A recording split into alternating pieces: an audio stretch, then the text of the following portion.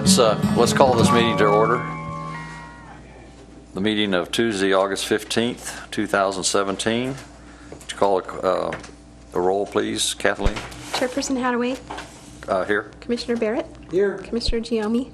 Here. Commissioner Swerzik. Here. Quorum is present. Okay, item B is public comment. The public is invited. Looking around, there's no public, so we will move on to item C.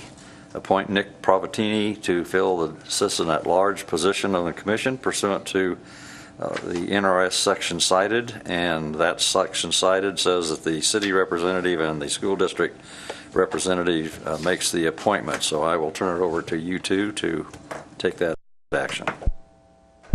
Okay, I say, Nick, come on down. Do I have a second? Okay, yeah, I second that. Okay, all those in favor and say aye. Aye. Okay, we'll have a brief adjournment so Kathleen can swear at Nick for his.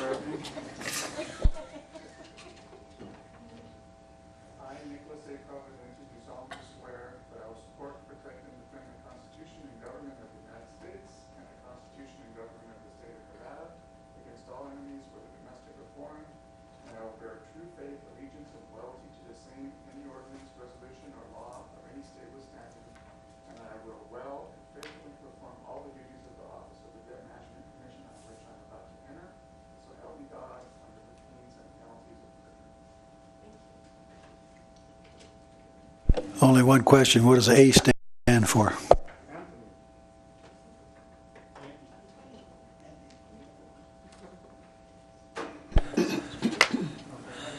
Welcome aboard, Nick. We now have 5 seats filled. Italians over here. Non-Italians over there. And hope you last longer than the last appointee. Because she moved. Last appointee. She was before me. Maud. Oh, okay. Well, she moved out of town. Yeah. Last female. I don't plan on moving, so. Okay, we have item D, the approval of the minutes, June 19th, 2017, unless I hear any suggested modifications. Second. Have a motion and a second. All those in favor say aye. Aye. Thank you.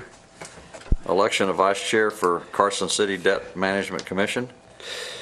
Mr. Chair, I move that Stacy Giammi fill the position of vice chair of the Carson City Debt Management Commission. Second. Okay, all those in favor say aye. Aye. Thank you. Stacy? That was a railroading. Well, you notice we didn't give you an opportunity to. Say no. Okay, item F is discussion of municipalities' annual reports, statements of debt management policy, plans for capital improvement, and updates of information required by statute 350.013. Someone going to walk us through that? My understanding is we do not have the Water Subconservancy and the V&T Railroad. So, We have, yeah, or we do? Convention and Visitors Bureau. The We do have the V&T Convention and Visitors Bureau. and the Visitors Bureau Oh, are okay. missing, yeah. So nobody's here to present those, so I can start with Carson City, if you'd like to hear that. V&T and Visitor Center. I'll accept a motion to defer that until the next meeting, those two reports. So moved. Second. All those in favor say aye. Aye. Okay, start with the Carson Water Subconservancy District. All right. In the packet is exactly what we submitted to the Department of Taxation. In there is a capital improvement plan and a schedule of indebtedness for both redevelopment and Carson City, as well as our debt management policy. Mr. Chair, what about the Carson Water Subconservancy District? I mean, that's item F1. The first one is the Subconservancy District. Is that what you said? Yes, that's we don't have, as far as I know, that one either. Or do we? Oh, well, nobody's here to present it. So. Well, Mr. Chair, I have a question on the dates. This is as of June 30th, 2016. I think we got an issue with some dates on all of these, or at least in the Water Subconservancy District. Well, the cover letter says 16-17 indebtedness report and 17-18 5-year. Capital improvement. Yeah. Well, the capital improvement's okay, but the indebtedness report as of June 30th, 2016, I'm not sure if that's. Well, should be 17. they have no debt. As this is a standard report from the Sub-Conservancy District. They have no debt and they have no plan for debt. And apparently they have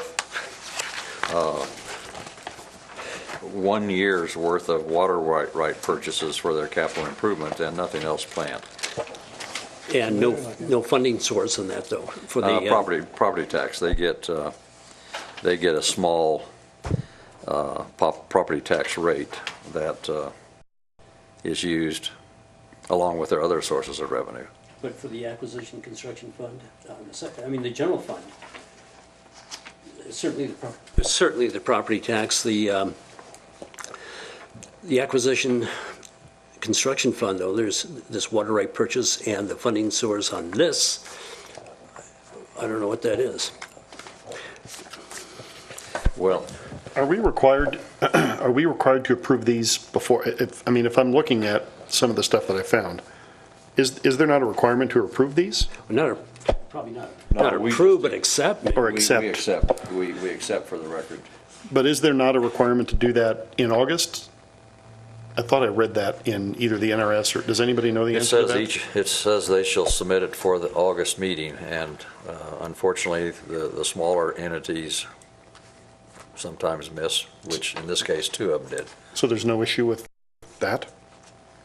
With them missing?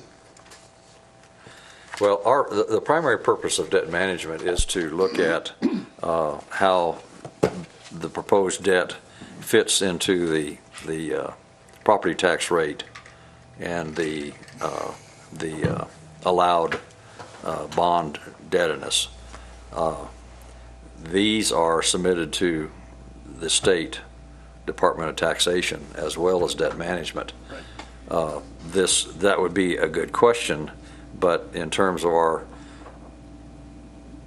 total role that we're here for, it's inconsequential. I mean, that's my reaction. Nancy Paulson, Chief Financial Officer for Carson City. I was just looking at the NRS, and it says that they shall submit to the Department of Taxation and the Commission. But that's all it says, and then it outlines what they're supposed to submit. So it doesn't say that there's a penalty for them not submitting or, and the only reason I'm asking is, do we have to meet again in August if they submit it tomorrow? No, I think we end up deferring it to like the February meeting. That's- Okay. And I will follow up with Penny Hampton at Taxation and let And her know. that's the purpose of the motion that we just passed, was to defer it to the next meeting. Right, I heard that. We're not going to have a special meeting for, Okay, I wanted to ask, I was trying to clarify under the law, that's all. Well, I have a question real quick for Nancy. Nancy, do they have to accept the reports? Or is it just a reporting requirement? Looking at the NRS, I don't see where it says it has to be accepted. It just says that they have to submit it to Taxation and the Commission. So it's probably just a checks and balances thing. Yeah. Well, I think with the Carson Water Sub-Conservancy District, then, I think we refer it back to them to get the right dates. Because it is an issue if we're talking about a schedule of indebtedness report, if something comes up later and they say, oh, no, we had this one for 2017 and it wasn't included, I don't think we do anything. I think we just noted that the dates are not right and refer it back to them for either correction or resubmittal. my guess is that they grabbed the last year's report and submitted it without looking at the dates. And you're absolutely correct. Yeah, They let's should. just do it, just do it. I would say the Taxation Commission would probably send it back to them and say, would you update the dates? Okay, and so we'll do the same thing. That's a good catch. So let's, and still on the report, on their water rights purchase, the funding source of that $553,000 and this fiscal year, what is the funding source?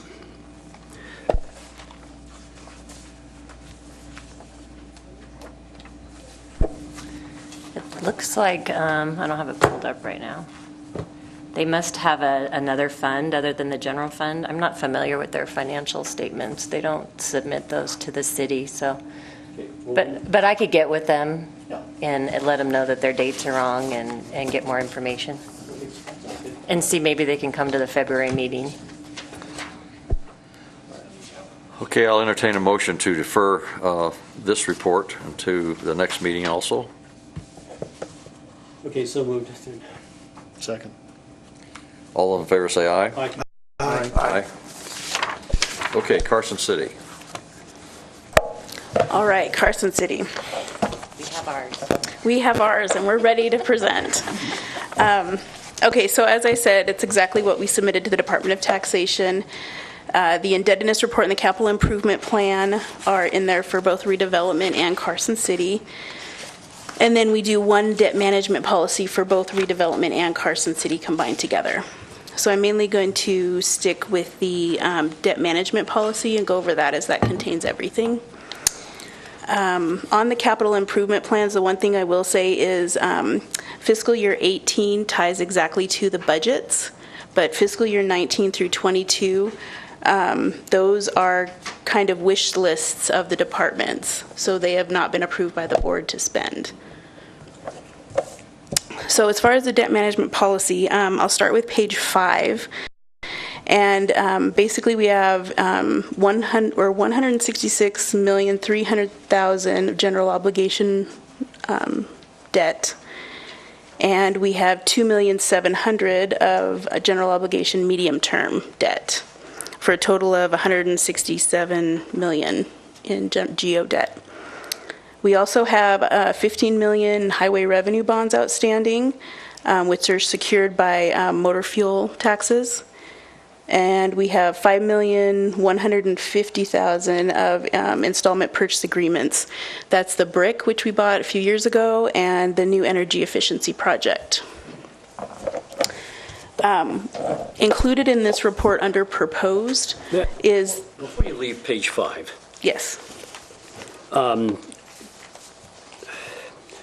I've got a question. Let's just go to the totals, and I can work backwards in the detail, but we've got $189,541,920. But on the schedule of indebtedness, it comes up to $188,531,924. What is that difference? You have to combine the RDA schedule of indebtedness and the Carson City schedule of indebtedness. So there's two schedule of indebtednesses, because RDA is the redevelopment agency is actually a different entity. Okay, yeah. But they're consolidated into the Carson City CAFR. Okay. So we do one debt management policy to cover both. Okay. All right. So where was I? Oh, so included. We issued $3.8 million of medium-term capital improvement debt on July 6th. So like 6 days after this debt management policy was due. So it's actually included as proposed debt. It's not included in this debt obligation schedule on page 5. We currently have no outstanding general obligation debt with a levy specifically to property taxes. Please refer to the pages as you go through. I'm still on page 5. Will do. The next page I want to talk about is page 9. And this is our sewer debt. We currently have $45 million, about $700,000 outstanding in sewer obligations. 100% expected to be paid for with sewer revenues. There's currently an additional $3.7 million in state revolving debt that we're drawing down as we spend the money. And that's for the water resource recovery facility. And we have an additional $6 million anticipated to be issued in 2018 for that same project as well as other sewer projects. Right now, our coverage in this fund for 18 is 1.74 times. That's on page 11, you can see, for the 18. However, that number is based on the largest possible payment, which is in 2019. So actually, we expect 2018 coverage to be about 2.05. The requirement is 1, yeah. Okay, water on page 12. We currently have 57,400,000 outstanding in water fund supported debt. Again, 100% expected to be paid from water revenues. There's an additional $5 million that's anticipated to be needed to complete the east-west transmission main. That is not proposed debt at this time. Public Works is working to have some water rates looked at before they can propose that debt. Okay. So it's going to that's- be 18 months to 2 years out that they're going to be looking Okay, at so that's that. the reason on page 13, there's shown no debt. Right. Last year, there was $5 million expected in 19, and this year it's gone. And I wanted to address why it's gone, because water rates are not coming in as they expected when they first set the rates back in 2013. I think they expected a 6.5% increase, and in 14 they got 3%, 15 they got 3.6, and in 16 they got 2.1. That's because a lot of people have stopped watering their lawns. Right. So the usage went down, and they're not getting what they expected. So they're going to look at the rates again, and that's expected to be about, like I said, 18 months to 2 years out.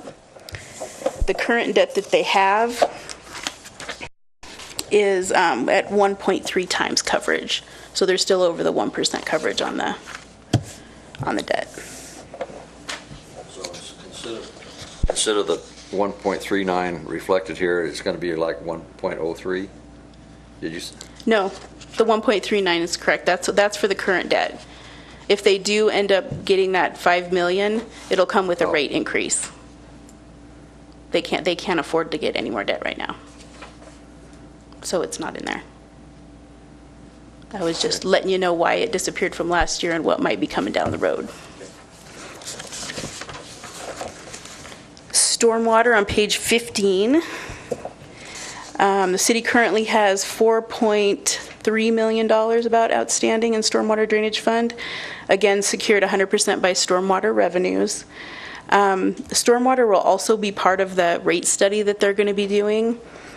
However, the board just approved at the August 3rd meeting, so it's not included in this debt management policy since they just included it. But they just included to go down the road of potentially issuing $4.8 million in debt and a 30% increase in the stormwater rate. So they're going to start going down that road, but there's several roadblocks that could happen, so it wasn't included, plus it was very last minute. We had no idea what the board was going to approve. So it was that $4.8 million is not included in here. Current debt right now, the coverage is 1.18.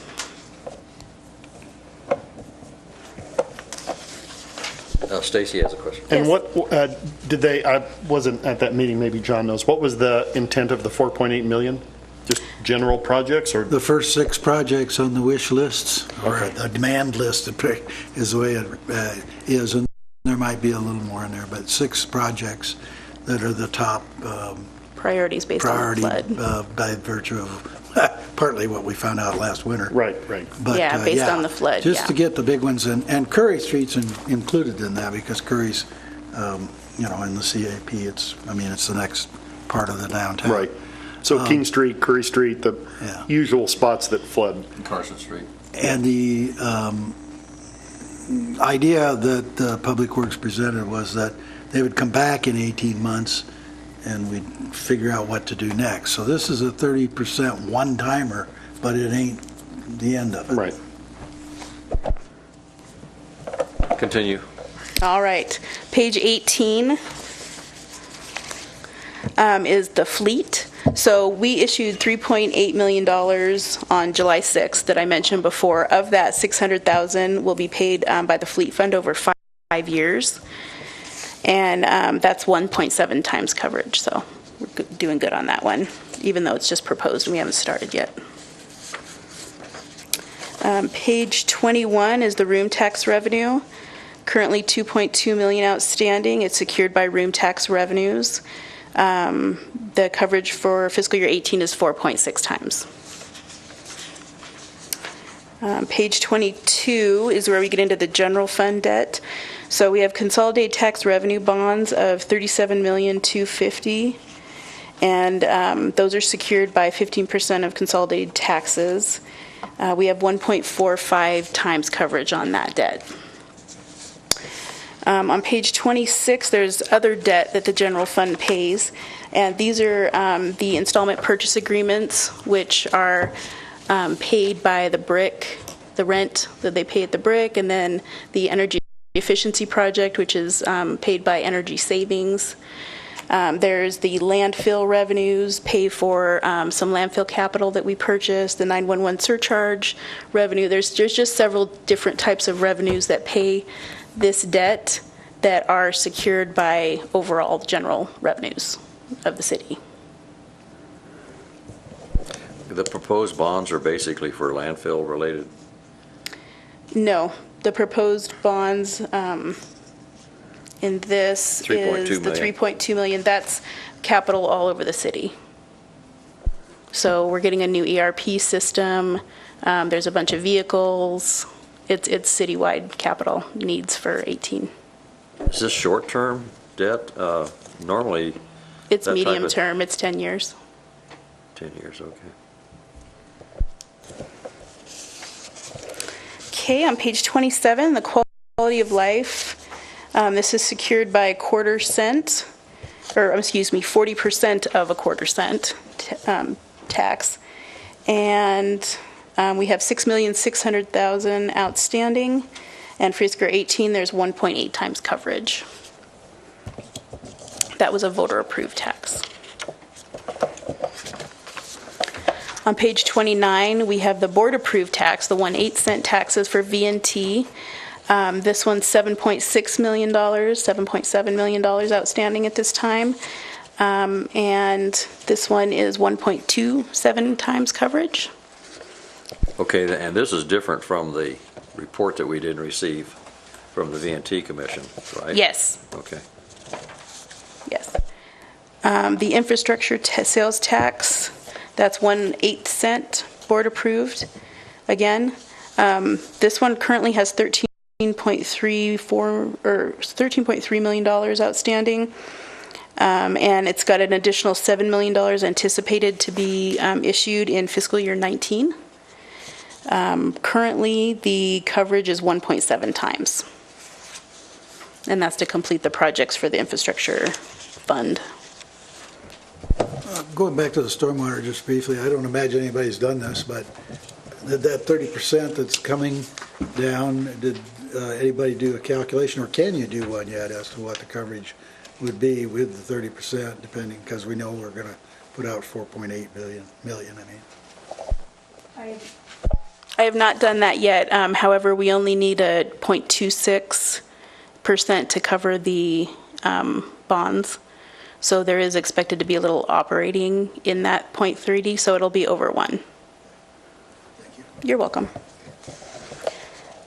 Okay, page 34 is the highway revenue bonds. And we have $15,384,000 outstanding in those. Again, those are secured by motor fuel taxes, and there's 2.19 times the coverage in there. And then the debt margin I was going to talk about, that's on page 36, talk a little bit about that. So the city currently has over $59 million available in the debt margin as of July 1st, 2017. Given the proposed debt and principal payments over the next 5 years, we showed that the debt margin will be growing to over $100 million by June 30th, 2022. So that figure would be on page 38. That's the statutory capacity as we move forward. And again, I want to point out this does not include that stormwater 4.8 million. So it'd be a little under the 100 million. And if there were any other questions, that's all I really had for you guys.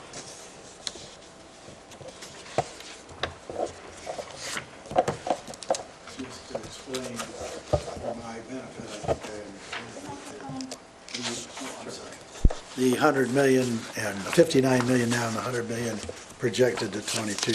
That is the gap between what we have issued and anticipate having been issued by then, and the amount allowed by statute based on our property tax assessments. Is that correct? Well, it's growth in. Not, not really. What it is, it's the assessed, it's 15% of the legal debt margin is 15% of the assessed value. So that's our legal debt margin. And then what we do is we, over that 5-year period, we apply all the payments that we're going to make, and then any new debt that we're going to get. Right. So at the end of 5 years, Okay. we Well, forget determine what it should be. We Forget haven't the really future. added Right now, more. we have a $59 million gap. Yes, Yeah. but we didn't, I think the only year that we increased it because of assessed valuation was 18, because we actually know what that assessed valuation is going to be. Right. The rest of the years, we didn't increase at all for assessed value. Thank you.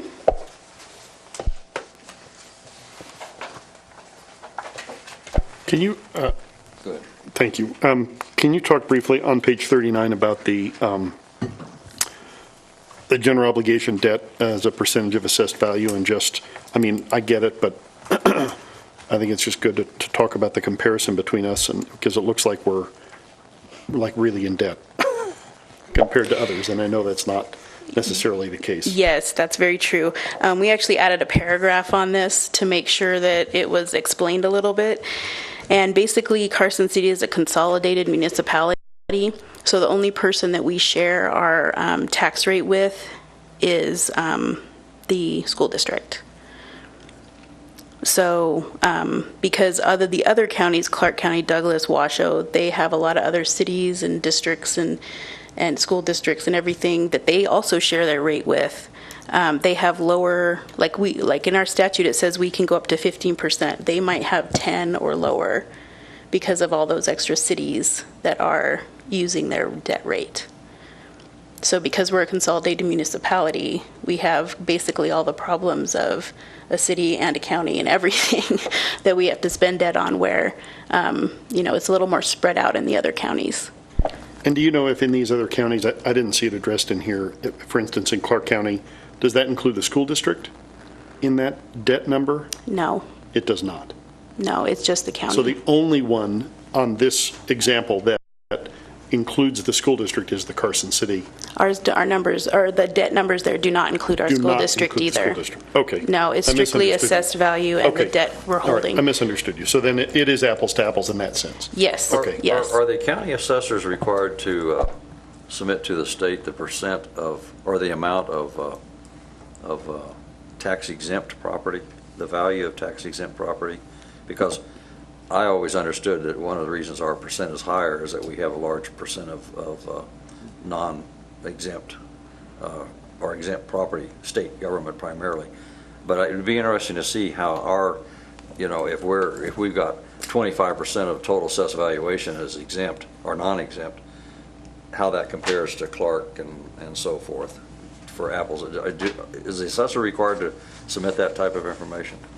I think he is on believe one it of is in his the red book. reports, so we could probably get that information for you. I don't know Yeah, if that Yeah, knows. I'd like to see that. There is actually a third reason as well. Oh, sorry, I keep not knowing if it's on or off. So there is a third reason as well. Most of our sewer and water debt is GO bonds because we get the best interest rate, whereas a lot of the other counties do them as revenue bonds.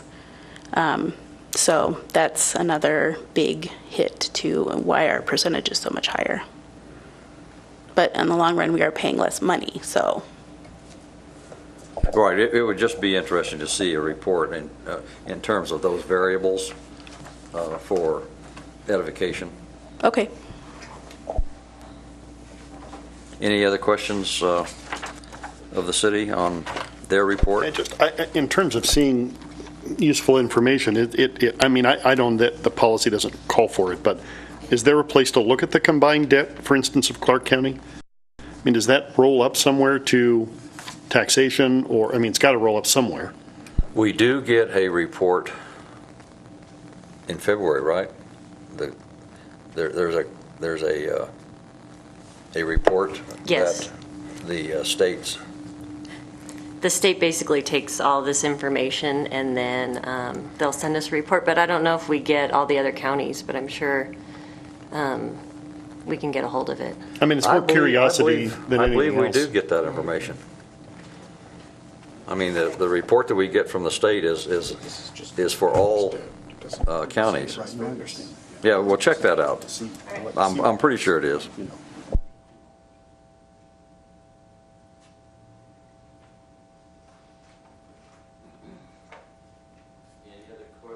Any other questions of the city? Then I would entertain a motion that we receive this for the record. So moved. All those in favor say aye. Aye. Okay, airport, you're going to make the airport report too? It's technically part of the city. No, we don't usually do any of the other entities. Well, it reflects that they have no debt, and they reflect, they did submit a capital improvement plan, and that is a combination of there's no general fund revenues. It's a combination of FAA grants and fees or revenue that they receive on airport usage fees.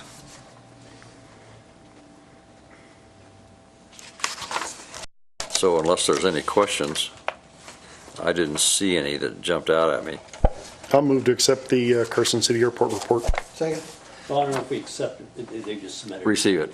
Yeah, we received it. Receive All it, right. right. I'll amend my motion to move to receive Okay. All the those in Carson City favor? Airport. Aye. Yeah, aye. Okay. The last one is the school district. You know, normally there's someone from the school district here, but Let's make this it's a simple. pretty then. straightforward. It is, but Go ahead. let's do this. Let's just, I'll make the motion that it's been received, the indebtedness report, the 5-year capital improvement plan, but to also have them come back in February to walk the commission members through this, okay? And I'll make sure that we have someone here. I do. Okay, all those in favor say aye. Aye. Okay, good. You'll give us another one of these, so we don't have to file it somewhere, okay? Okay, G and H are two annual steps that this commission takes. Mr. Chair, I think we've got item F6. Again, I think that's the No, we did. Visitors and Convention Authority? Yeah, we, the first motion we Oh. did was the V&T and this one to defer until the next meeting. So we were already, Have we covered that? yeah, there was no, F6 was not submitted. Yeah, that was So the, we deferred that till February. And I don't know what the penalty, I mean, if they never report, Where's the hammer? Yeah, it's usually taken care of by Department of Taxation, but I will definitely get with Penny and see what needs to be done. Thank you. Okay, G is discussion of specific percentage of limitation on total ad valorem tax levy as required pursuant to NRS 350-0155. Each of you has a copy of the statute in front of you. What this board has continually done, since I've been on at least, is reserve 10% of the tax rate for emergency purposes, but we need a specific motion on that or any other percentage. As you can see there, it's must not be less than 75%. And if we set it at 75%, we'd all be in trouble, I think, at this stage. Wouldn't fit with the budget. So moved 10%. Second. Okay, all those in favor say aye. Aye. Okay, H is paragraph 2 of that statute you see there. We have to set priorities for essential and non-essential facilities, and as reflected in the statute, we have always said that public safety, education, and health are the 1, 2, and 3 priorities if there are issues of bouncing up against the tax limitations. Mr. Chairman, I move to maintain the priorities as public safety, education, and health. Second. All those in favor say aye. Aye. Okay, you have a calendar for February. We met, I think, what was it, the second or third Tuesday? Second? So Isn't that after I know the it's a, huh? It's after the holiday, right? Which holiday? Holiday the It's after New Year's. President's Day is either 12 or President's Day, 19. Valentine's Day, what holiday are you talking about? Today is, I think, the 19th. The 19th. The 19th. Valentine's Day. Well, let's, unless something comes up, let's set the 13th at 1:30 again for the next meeting. I'll entertain a motion to that effect. So move. Second. All those in favor say aye. Aye. Okay, and again, there is no public to make comment on J, so unless there are any other comments or questions from members, I'll call this meeting to adjournment. Thank you for coming. This is our longest meeting of the year.